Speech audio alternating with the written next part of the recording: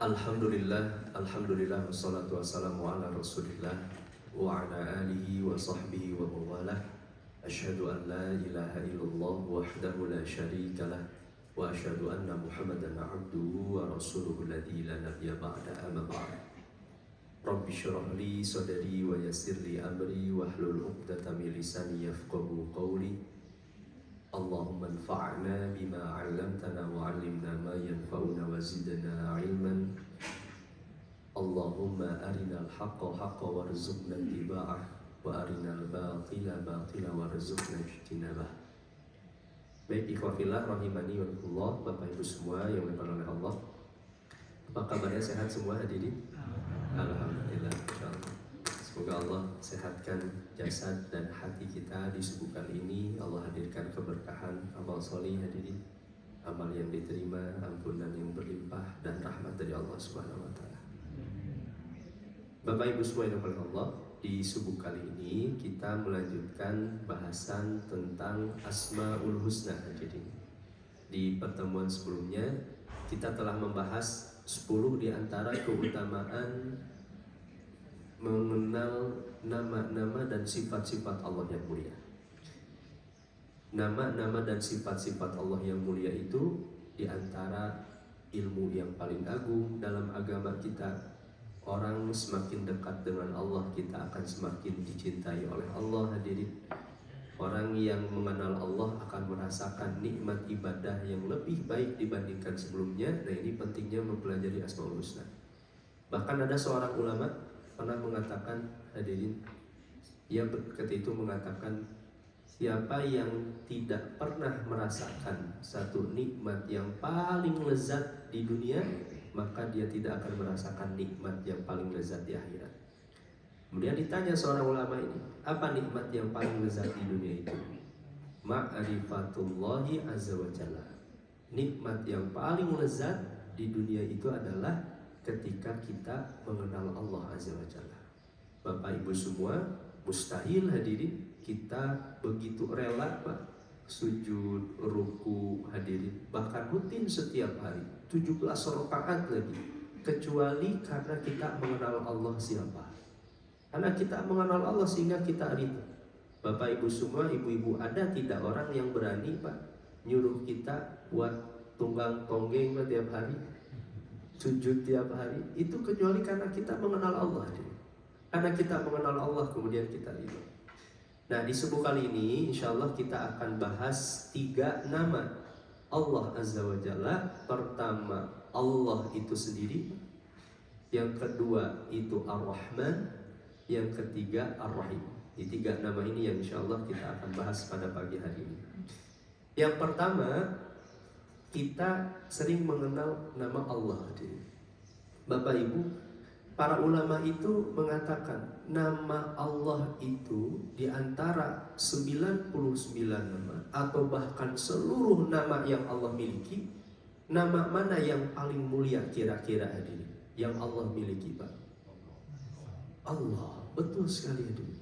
Di antara seluruh nama yang Allah miliki, yang paling mulia nama Allah itu ya Allah.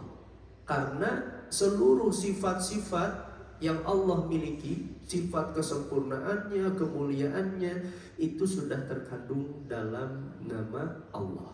Nah, bagaimana kita memahami nama Allah itu? Secara bahasa memang para ulama berbeda pendapat. Ada yang mengatakan Allah itu berasal dari kata ilah, artinya yang disembah.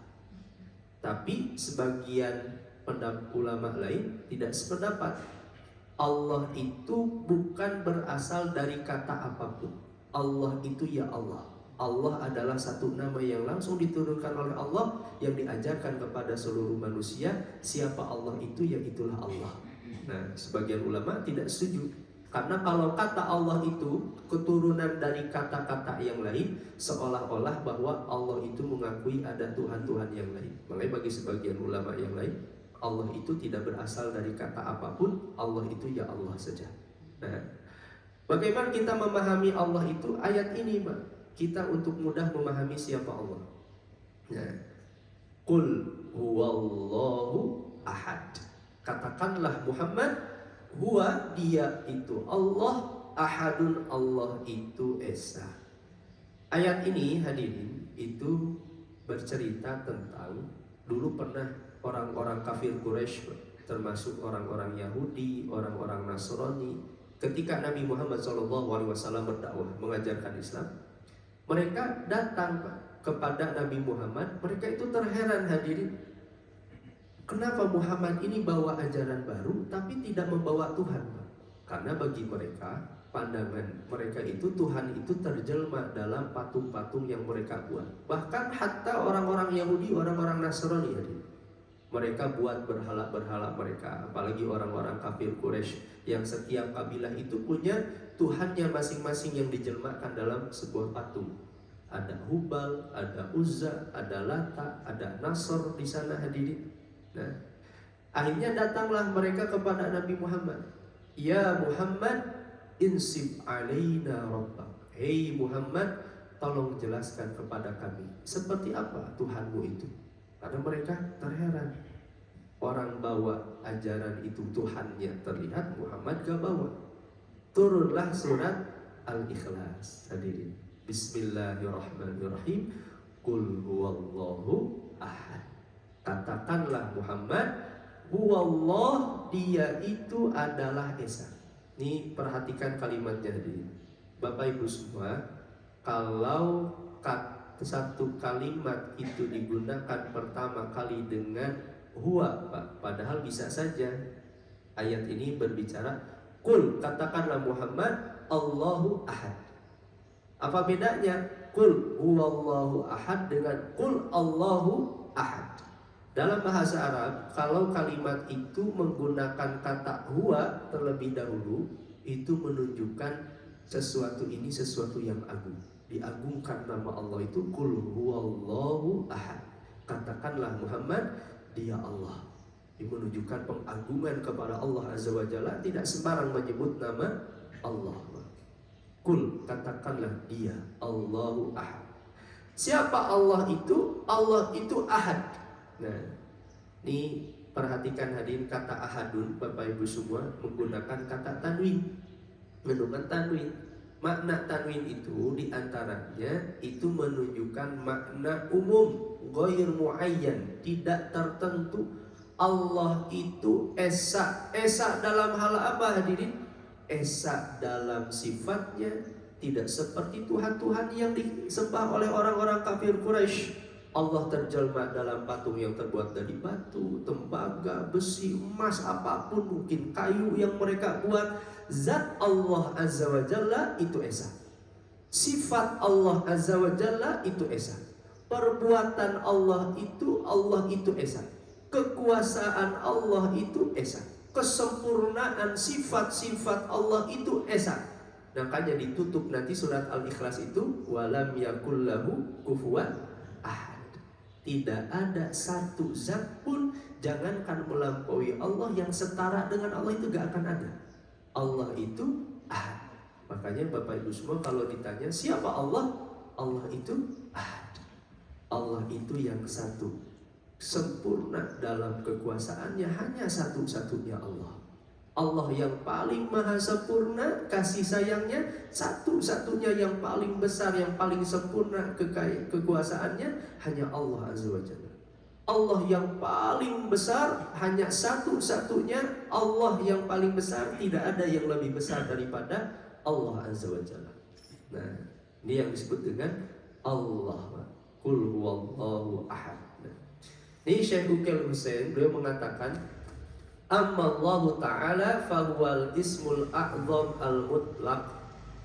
Allah itu nama yang paling agung secara mutlak. Jadi hadirin, kalau kita tidak tahu nama-nama Allah yang lain, cukup menyebut nama Allah.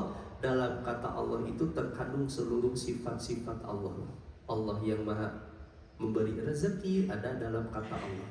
Allah yang maha mengampuni ada dalam kata Allah. Allah yang maha melindungi ada dalam kata Allah. Alladzi la yaktasiru ala sifat, kata Allah itu tidak terbatas pada sifat satu sifat saja. Au khosiyatin wahidah, atau satu kekhususan. Tidak seperti nanti hadirin nama-nama yang lain, Ar-Rahman, Ar-Rahim, Al-Ghafur, itu ada kecenderungan sifat tertentu. Tapi kalau Allah itu bal huwa alladhi tata'adda fihi sifat allati yatadammanuha. Akan tetapi seluruh sifat-sifat yang Allah miliki itu terkandung dalam nama Allah. Wa yahtawiha fi asma'ihi al-husna, asmaul husna yang 99 atau bahkan lebih daripada 99 itu terkandung dalam nama Allah. Nah, oleh karena itu hadirin, nah ini wallati inna'udduha, jika kita menghitung sifat-sifat Allah yang terkandung nama Allah, la nuhsiha, kita tidak akan dapat menghitungnya. Ini ayatnya hadirin. Wa in ta'uddu nikmatallahi la tuhsuha. Jika kalian menghitung nikmat Allah, kalian tidak akan mampu menghitungnya. Ini Bapak Ibu semua, saya ingin tanya Pak, nikmat Allah itu sebenarnya itu sesuatu yang terbatas Pak. Nikmat itu sesuatu yang terbatas. Contoh hadirin, ini air ini termasuk nikmat bukan hadirin? Nikmat. Air ini kira-kira terbatas tidak terbatas Pak? Air yang saya pegang ini Pak terbatas. Satu gelas saja terbatas. Kenapa nikmat Allah itu menjadi tidak terbatas? Karena Allah yang memiliki sifat yang tidak terbatas, maka apapun yang disandarkan kepada Allah menjadi tidak terbatas.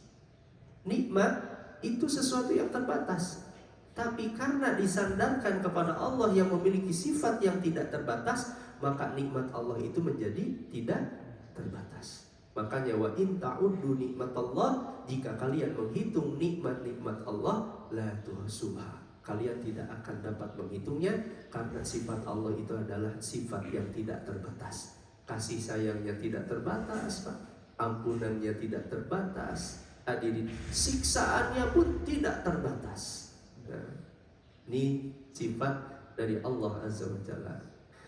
Bapak Ibu semuanya kata Allah, apa dalilnya bahwa nama Allah itu mencakup seluruh nama? Ayat ini hadirin. Nih, satu ayat di surat Al-Hasyr ayat ke-23 sampai 24. Allah berfirman, A'udzu billahi minasyaitonir rajim. Huwallahul ladzi la ilaha illahu. Dialah Allah yang tidak ada ilah kecuali hanya Dia. Al-Malikul Quddusus Salamul Mu'minul Muhaiminul Azizul Jabbarul Mutakabbir. Sifat-sifat mulia Allah, Allah yang maha raja, Allah yang maha suci, Allah yang maha memberikan keamanan, hadirin, Allah yang maha damai, Allah yang maha mengawasi, Allah yang maha perkasa. Nama-nama itu ingin menjelaskan huwallah, siapa Dia itu? Allah. Jadi seluruh sifat-sifat ini terkandung dalam nama Allah Azza wa Jalla. Nah, baik hadirin Bapak Ibu semuanya oleh Allah. Nah, itulah makna Allah. Ini saya sengaja tidak terlalu panjang hadirin. Ini supaya kita bisa setidaknya kalau memang tiap Jumat pertama dan ketiga, hadirin Bapak Ibu semua, kan satu pertemuan ya 3 sampai 4 misalnya nama ya. Ya satu bulan setidaknya bisa ada 6 nama minimal. Berarti kalau 12 ya berarti ya minimal 61 tahun. Jadi minimal 1,5 tahun itu bisa khotam minimal 99 nama. Nah, ini supaya biar terbayang kalau misalnya satu pertemuan hanya 1 nama saja itu karena makanya cukup saja. Nah itu ketika ditanya kita siapa Allah, qul huwallahu ahad. Allah itu adalah zat yang esa dalam kesempurnaannya, esa satu-satunya. Makanya lihat ayat selanjutnya di surat Al-Ikhlas itu, Allahus Somad. As-Somad itu menggunakan kata alif lam yang menunjukkan tempat bergantungnya seluruh hamba ingin mendapatkan karunia, rezeki, kasih sayang, zat yang layak diminta. As-Somad hanya Allah Azza wa Jalla, bukan Tuhan-Tuhan yang disembah oleh orang-orang kafir Quraisy. Hanya Allah. yang punya seperti ini. Nah, baik hadirin. Yang kedua, Bapak Ibu semua, para ulama itu membahas nama Allah yang paling mulia setelah nama Allah itu apa? Nah, ini. Nama yang paling mulia setelah Allah itu Ar-Rahman. Apa dalilnya? Pertama surat Al-Isra ayat 110. Qul ud'ullah Muhammad, serulah Allah, awid'ur Rahman, atau serulah oleh kalian Ar-Rahman. Atau dalam kalimat Bismillahi Ar-Rahman. Nama yang disebutkan pertama kali oleh Allah Azza wa Jalla, di antara sifat yang paling mulia yang Allah sebutkan di dalam Al-Quran setelah kata Allah itu adalah kata Ar-Rahman. Makanya nama yang paling mulia di antara nama-nama Allah itu adalah Ar-Rahman. Ayyama tad'u falahul asmaul husna. Nama apapun yang kalian seru, maka milik Allah lah nama-nama yang paling mulia itu. Nah, Bapak Ibu semuanya oleh Allah, Ar-Rahman itu, nih saya dahulukan tadi, secara bahasa itu bentuk kata fa'lan. Rahman fa'lan. Dalam bahasa Arab, fa'lan itu punya makna mubalaghah. Saya berikan contoh tadi. Ada orang, Pak, dia itu orangnya sedang marah, namanya ghadib. Ghadibun, orang yang marah. Tapi kalau dalam bahasa Arab, dia tuh orangnya pemarah, Pak. Seutik-seutik ambek, seutik-utik ambek, Pak. Pokoknya kalau nggak ambek teh nggak enak ya pokoknya. Hidupnya setiap hari itu marah aja. Nah, maka dalam bahasa Arab dia itu disebut bukan ghadibun, tapi bentuknya fa'lan, ghadban. Kalau satu kata disebut dengan ghadban, berarti dia itu sangat pemarah. Kebiasaannya memarahi, itu namanya ghadban. Ada orang penyayangi, Pak. Namanya Rahim. Dia itu penyayang. Tapi kalau dia sangat penyayang sekali, setiap saat selalu menyayangi, itulah yang disebut dengan Rahman. Itu Rahman. Secara bahasa, orang Arab yang mendengar kata Ar-Rahman, dialah Allah Ar-Rahman, dialah Allah yang siap menyayangi kapan saja. Setiap detik Allah siap menyayangi kita.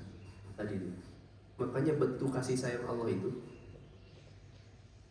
ini besarnya kasih sayang Allah hadir. Kan kata Nabi SAW, Allah itu betapa bahagia sekali ketika melihat hambanya bertobat kepada Allah, bahkan lebih bahagia daripada seorang ibu yang kehilangan anak satu-satunya kemudian ditemukan. Ibu misalnya contohnya punya anak satu-satunya, anaknya hilang hadirin, lama gak ketemu, satu waktu anaknya ketemu. Kira-kira ibu bahagianya seperti apa, Bu? Kan bahagia sekali. Nah, Allah bahagianya ketika melihat hambanya beristighfar dan bertobat kepada Allah lebih bahagia daripada seorang ibu yang kehilangan anaknya kemudian ia menemukannya lagi. Begitu kasih sayangnya besarnya Allah Azza wa Jalla kepada kita semua. Ghadban, Allah itu yang maha kasih sayang hadirin. Contoh lagi hadirin, ini betapa luasnya kasih sayang Allah Subhanahu wa Ta'ala.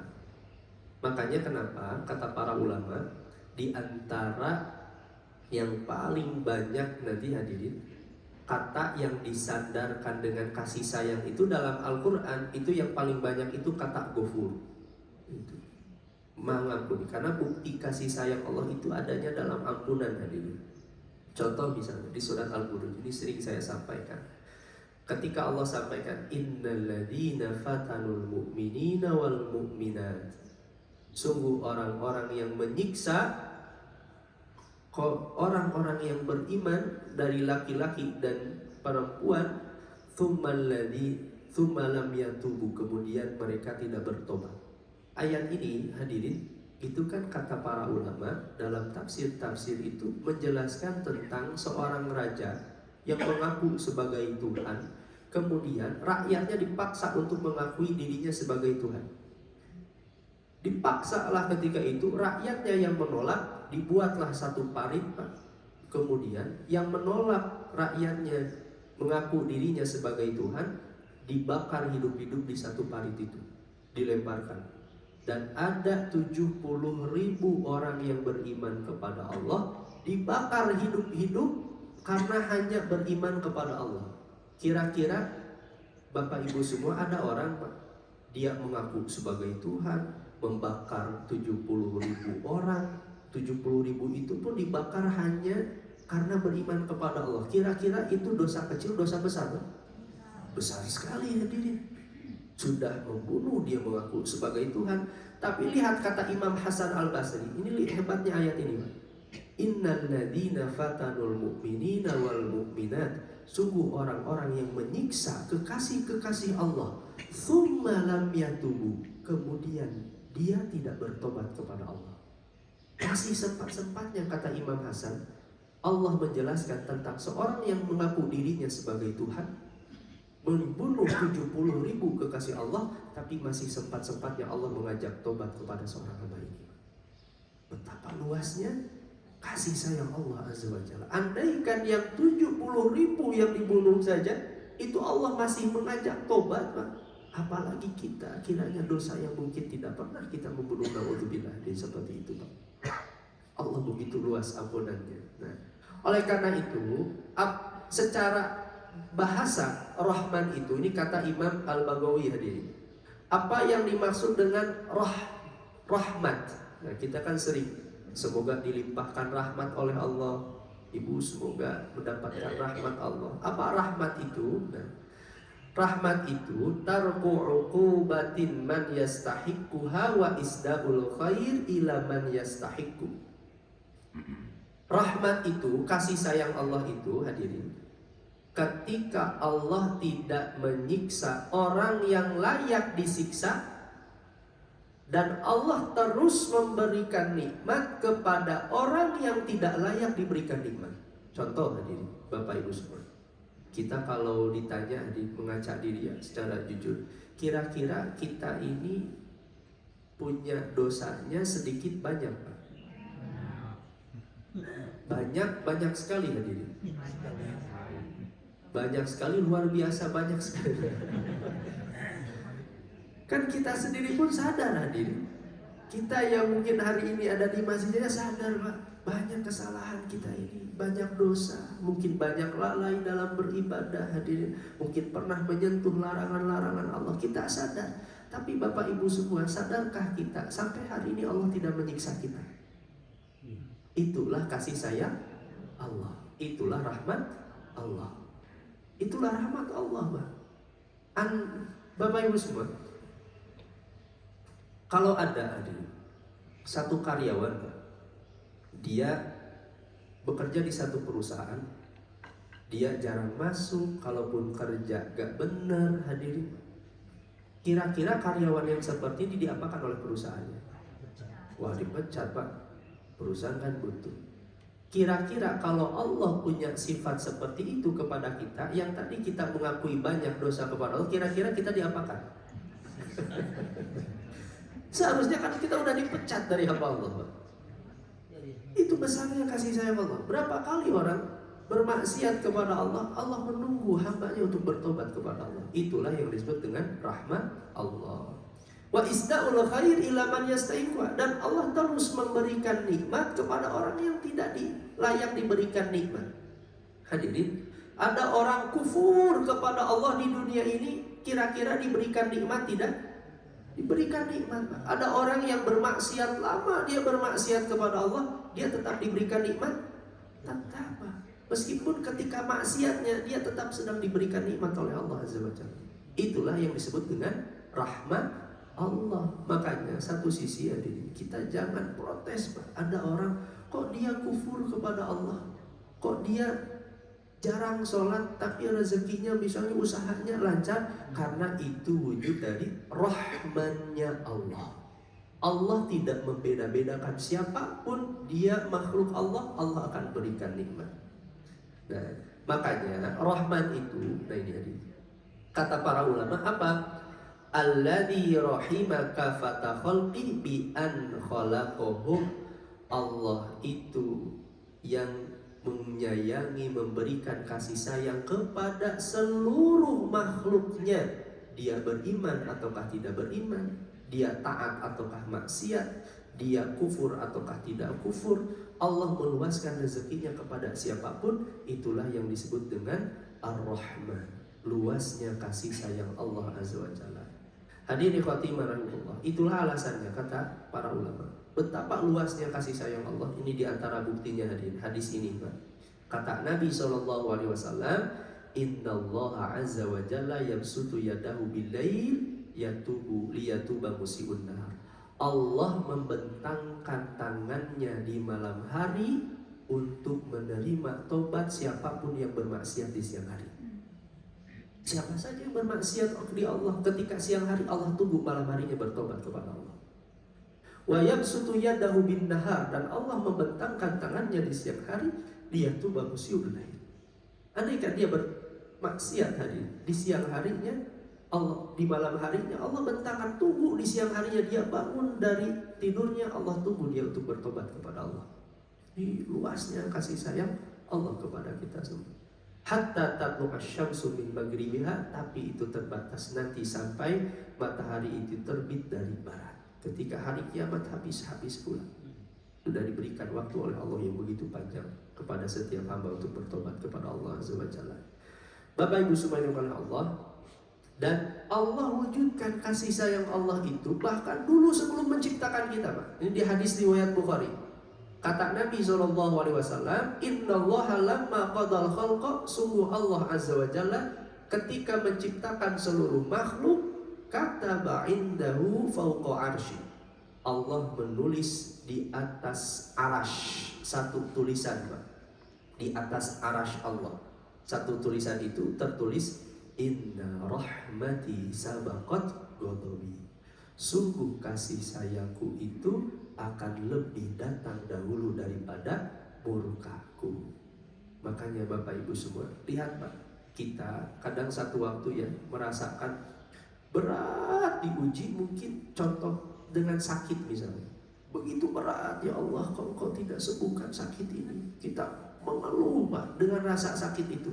Tapi kalau kita jujur Pak, Bapak Ibu semua, yang diuji mungkin sakit, apapun penyakitnya, kira-kira hadirin diuji sakit, kemudian diberi sehat, lebih banyak sehatnya, lebih banyak sakitnya Pak. Orang diuji sakit ketika itu, mungkin suatu penyakit apapun, 1 tahun itu, 2 tahun, ketika itu 3 tahun. Tidakkah kita sadar dari puluhan tahun hidup yang Allah berikan, Allah itu lebih banyak memberikan sehatnya daripada sakitnya. Ada orang Pak kelaparan, kekurangan, tapi lihat, sadarkah dia bahwa Allah lebih banyak memberikan kelapangannya daripada kelaparannya ketika itu. Inna rahmati sabaqat ghadabi, kasih sayangku itu sungguh itu lebih dahulu datang daripada murkaku. Itu bentuk kasih sayang Allah itu semua Pak. Bapak Ibu semua, kita terkadang diuji oleh Allah dengan bencana, musibah Pak. Orang dahulu ketika Covid Pak, wah mengeluh, kan begitu. Diuji oleh Allah begitu berat, seolah-olah begitu berat. Berapa tahun Pak Covid? Ya paling lamanya kan anggap aja 2 tahun. Orang takut, gelisah Pak karena Covid 2 tahun. Tapi sadarkah berapa tahun yang Allah berikan ketenangan itu tidak Covid? Inna rahmati sabaqat ghadabi. Sungguh rahmatku itu lebih dahulu datang daripada murkaku. Nah, hadirin fillah rahimakumullah, dan di antara bentuk kasih sayang Allah itu apa? Ini hadirin, Ar-Rahman. Itulah alasannya kenapa Allah sadarkan di surat Ar-Rahman itu diulang-ulang, dan di antara ayat yang paling banyak diulang itu fabi ayyi ala'i rabbikuma tukadziban. Nikmat mana lagi yang kalian dustakan? Ar-Rahman, dialah Allah yang Maha Penyayang. Allamal Quran, di antara kasih sayang yang paling besar yang Allah berikan kepada kita itu adalah mengajarkan Al-Quran. Tanpa Al-Quran mustahil Bapak Ibu semua ridho mendengar ceramah saya lama-lama kayak gini Pak. Itu karena Al-Quran. Mustahil kita merasakan nikmatnya yakin dalam Islam, menikmati bersujud itu kecuali karena Allah menurunkan Al-Quran. Mustahil lah diri kita menjaga diri dari maksiat, menjaga akhlak yang baik itu karena Al-Quran. Nikmat yang paling agung itu diantaranya nikmat Al-Quran. Khalaqal insan. Dan diantara bukti Ar-Rahman itu adalah Allah menciptakan kita. Kenapa Allah menciptakan kita? Itu sederhana Pak jawabannya. Ayat ini. Kenapa Allah menciptakan kita? Karena Allah itu Ar-Rahman. Allah ingin mewujudkan kasih sayangnya, maka harus ada makhluk yang diberi kasih sayang. Siapa? Kita. Kenapa kita diciptakan oleh Allah? Karena Allah ingin kita ini mendapatkan kasih sayang Allah. Kita ingin mendapatkan kasih sayang Allah. Maka Allah ciptakan makhluk supaya makhluk itu mendapatkan di antara curahan sifat dari kasih sayang Allah. Ar-Rahman. Allamahul bayan. Dan dialah yang mengajari seorang itu pandai dalam menjelaskan. Hadirin ikhwatul iman rahimakumullah. Nah, itu kata Ar-Rahman. Sekarang terakhir hadirin, Ar-Rahim. Apa bedanya Ar-Rahman dengan Ar-Rahim? Padahal kata para ulama itu Ar-Rahman itu satu akar kata dengan Ar-Rahim, Pak. Rahman itu dari kata rahmat, Rahim pun dari kata rahmat, sama. Rahman itu kasih sayang, Rahim pun artinya sebenarnya kasih sayang.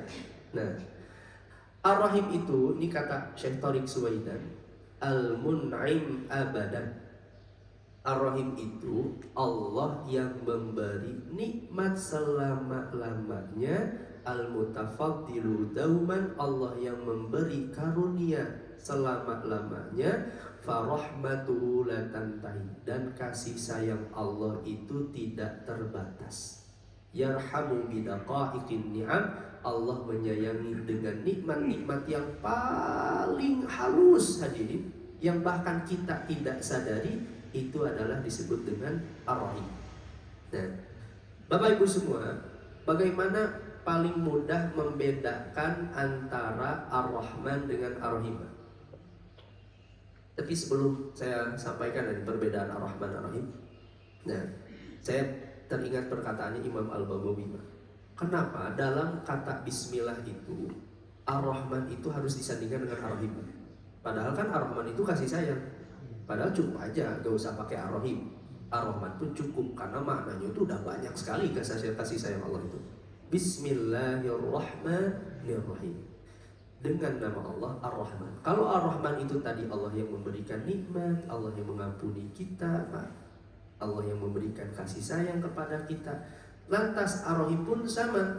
Ar-Rahim pun memberi nikmat, memberi kasih sayang. Ini seolah-olah Allah itu ingin menegaskan kepada kita, Ar-Rahman Allah memberi nikmat, Ar-Rahim Allah pun memberi nikmat. Kata Imam Al-Baghawi itu maknanya Allah itu in'amun ba'da in'am, tafaddulun ba'da tafaddulin. Allah itu kalau memberi kasih sayang kepada kita, itu setelah memberi kasih sayang. Maksudnya apa? Hari ini Bapak Ibu semua, kita diberikan nikmat oleh Allah. Besok pasti diberi nikmat. Besok lagi pasti diberi nikmat. Besok lagi pasti diberi nikmat. Itulah alasannya kenapa Ar-Rahman dengan Ar-Rahim disandingkan, karena Allah ingin menyadarkan kepada kita, Allah itu kalau memberi nikmat itu gak akan terputus. Gak akan terputus. Bapak Ibu semua, hari ini siapa yang hari ini satu hari saja tidak diberi makan dan minum oleh Allah Azza wa Jalla? Siapa yang paling tua Pak di sini Pak? Siapa yang tidak diberi makan dan minum sehari saja oleh Allah Azza wa Jalla? Siapa hamba satu hari saja yang tidak diberi nafas oleh Allah Azza wa Jalla?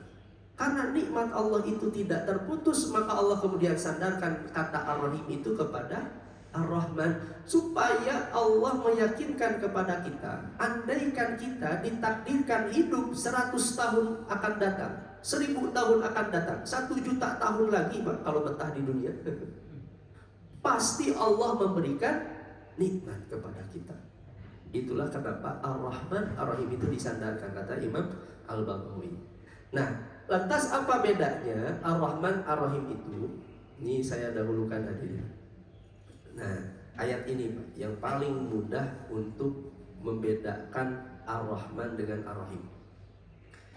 Ketika Allah menyebutkan nikmat yang diberikan kepada orang-orang yang beriman, kata Imam Al-Ghazali, Allah tidak menyebut Ar-Rahman.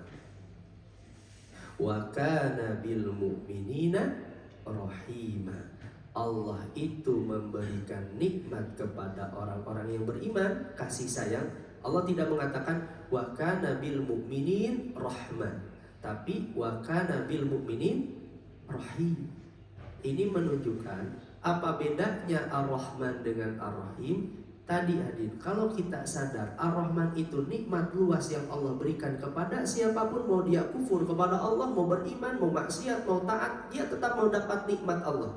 Tapi ada nikmat yang khusus yang itu tidak akan diberikan. Nikmat itu kepada orang-orang yang kufur kepada Allah, orang-orang yang bermaksiat kepada Allah. Meskipun di dunianya mereka diberikan nikmat, tapi ada nikmat-nikmat itu yang hanya diberikan kepada orang-orang beriman saja.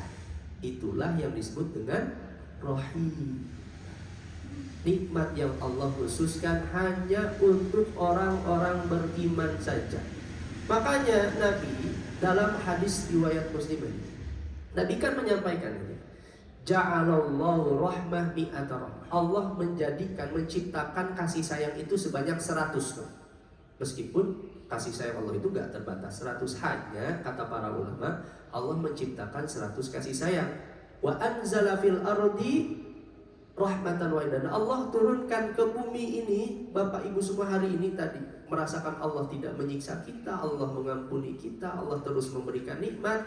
Itu karena satu kasih sayang saja yang Allah turunkan di bumi. Orang-orang kafir mendapatkan nikmat itu hanya satu kasih sayang saja yang Allah turunkan. Orang-orang yang bermaksiat mereka tetap mendapatkan nikmat Allah itu hanya karena satu kasih sayang saja. Bahkan seluruh hewan sekalipun menjaga anak-anaknya. Lihat ketika ayam betina, ketika anaknya diganggu, marah. Itu kata para ulama karena satu rahmat yang Allah turunkan. Bahkan hewan pun mendapatkan kasih sayangnya, bisa menyayangi anaknya. Itu hanya karena satu kasih sayang saja. Seluruh nikmat alam semesta yang kita rasakan hari ini, nikmatnya air, udara, alam semesta, itu hanya satu kasih sayang saja. Wa amsaka indahu tis'ah wa tis'in, dan Allah sisakan kasih sayangnya 99 kasih sayang belum Allah berikan kepada kita, dan itu hanya diberikan untuk orang-orang yang beriman saja. Makanya Bapak Ibu semuanya pada Allah, satu waktu tadi kita iri, cemburu, orang kok jarang sholat, masih usahanya lancar. Kenapa? Jangan cemburu, Pak. Karena itu hanya satu kasih sayang yang Allah berikan, itu pun dibagi-bagi untuk seluruh makhluk. Tapi ada 99 kasih sayang nanti yang Allah berikan khusus untuk hanya orang yang beriman saja. Itulah yang disebut dengan Rahim. Wa kana bil mu'minina rahima. Makanya sampai kapanpun nikmat dunia dengan nikmat akhirat itu tidak akan ada bandingannya. Kata Nabi SAW, wallahi mad dunya fil akhirah, tidak, demi Allah tidaklah dunia dan akhirat itu jika dibandingkan illa mithla yaj'alahu isba'ahu fil yam, itu seperti kalian memasukkan jari ke dalam lautan samudra yang lepas. Kita masukkan ke dalam samudra, ambil jari kita, tetesan yang terambil oleh jari itu, itulah nikmatnya dunia. Sedangkan air yang terbentang di samudra itu, hadirin, itulah nikmat akhirat yang Allah akan berikan khusus untuk orang-orang yang beriman. Hanya satu tetes saja. Orang-orang kafir itu, bahkan siapapun, orang yang paling kaya di dunia ini, itu pun dibagi-bagi, itu hanya satu tetes saja dibandingkan nikmat yang begitu luas sekali yang Allah berikan nanti khusus kepada orang-orang yang beriman. Hari ini khotimah rahimahullah, ini diantara ayat yang berbicara tentang Rahman. Ini menunjukkan kekhususan, ada kasih sayang yang Allah khususkan kepada orang-orang yang khusus. Wa rahmati wasi'at kulla syai, kasih sayang itu aku luaskan kepada segala sesuatu. manusianya, taat ataukah tidak taatnya, hewannya, tumbuhannya, bahkan jinnya, malaikatnya.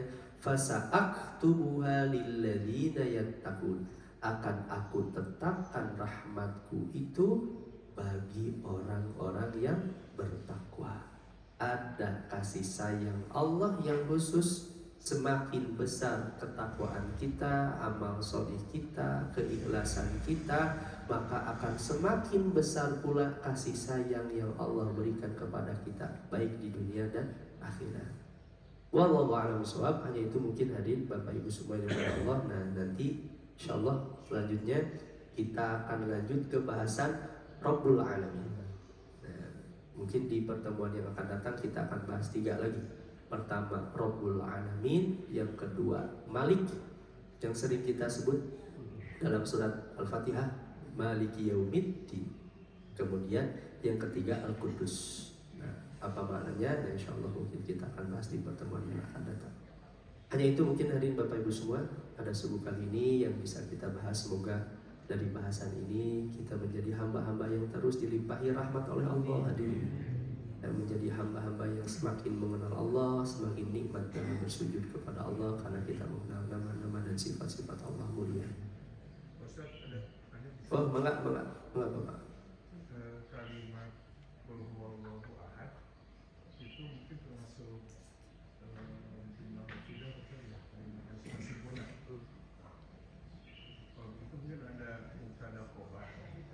Nah, bagian khobarnya dari itu misalnya di ahadnya tuh Allah ahad. Ya. Di Allahnya sebagai mubtadanya, ahadun sebagai khobarnya. Ini bahasan gramatika saja. Jadi huwa itu biasanya disebut dengan domiru sya'ni. Jadi domir permulaan saja, Pak, untuk pengagungan saja.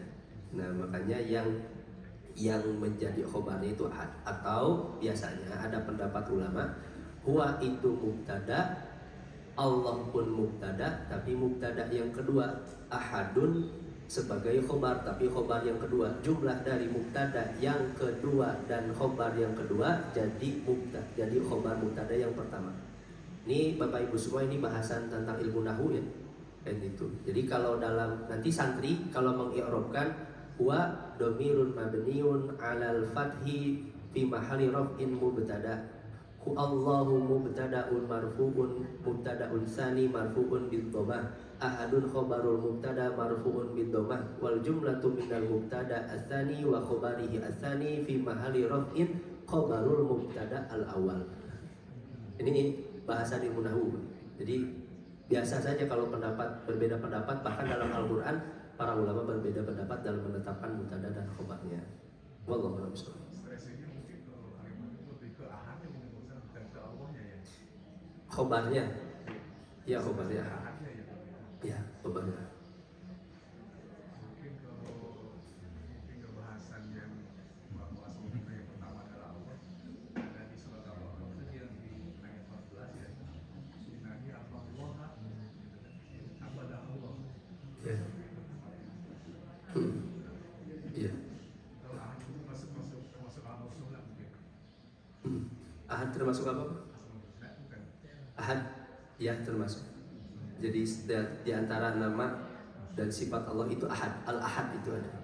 Makanya Bilal kan ahad, ahad, ahad. Itu di antara nama dan sifat Allah. Baik, ada lagi hadir? Cukup ya, kalau tidak ada. Alhamdulillah, hanya itu mungkin pada pagi hari ini yang bisa kita bahas. Subhanakallahumma bihamdika asyhadu an la ilaha illa anta astaghfiruka wa atubu ilaik. Aqulu qouli hadza wa astaghfirullah li wa lakum. Assalamualaikum warahmatullahi wabarakatuh.